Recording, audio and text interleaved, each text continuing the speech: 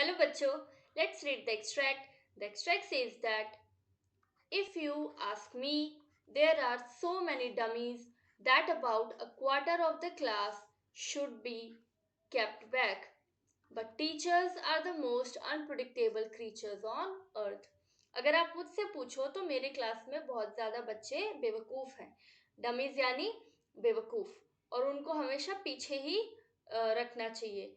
लेकिन जो टीचर्स हैं वो मोस्ट अनप्रिडिक्टेबल क्रिएचर्स है धरती पर, यानी कि जिनके बारे में आप कुछ कह नहीं सकते कि ये अगले पल क्या कर सकते हैं. Let's read the questions.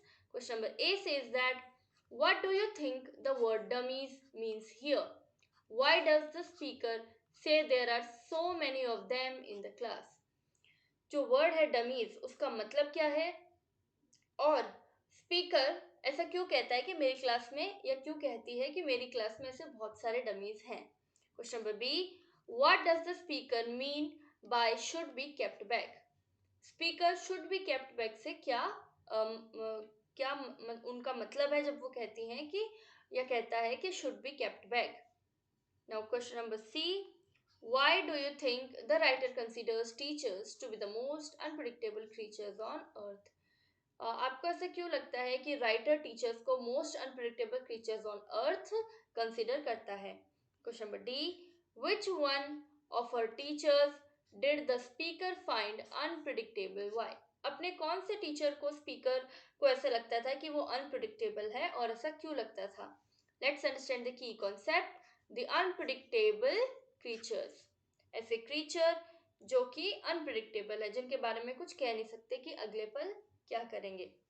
Answer to question number A, here the word dummies means students who fail poorly in class.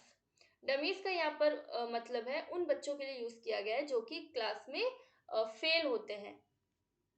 Annie says that there are many dummies in her class because most of the students were dull and weak in studies. Any कहती है कि मेरी class में बहुत सारे dummies हैं क्योंकि बहुत से बच्चे ऐसे थे जो कि पढ़ाई में बहुत ही कमजोर थे. Answer to question number B, Annie means to say that the poor performers should not be given the pass certificate to go to the next grade. Any ये कहना चाहती है शुड बी केप्ट बैक से कि जो poor performers है, जो बच्चे अच्छा परफॉर्म नहीं कर रहे हैं, उनको अगली क्लास में जाने के लिए पास सर्टिफिकेट नहीं देना चाहिए. Answer to question number C, Annie considers teachers to be the most unpredictable creatures on earth because they keep scolding the children when they are careless but still promote them to the next class.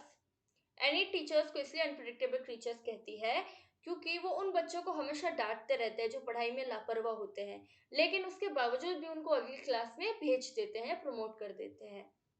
Now answer to question number D, Annie found Mr. Keesing, her maths teacher, to be unpredictable because he was angry with her for talking too much and still allowed her to talk after she wrote a poem about a chatterbox.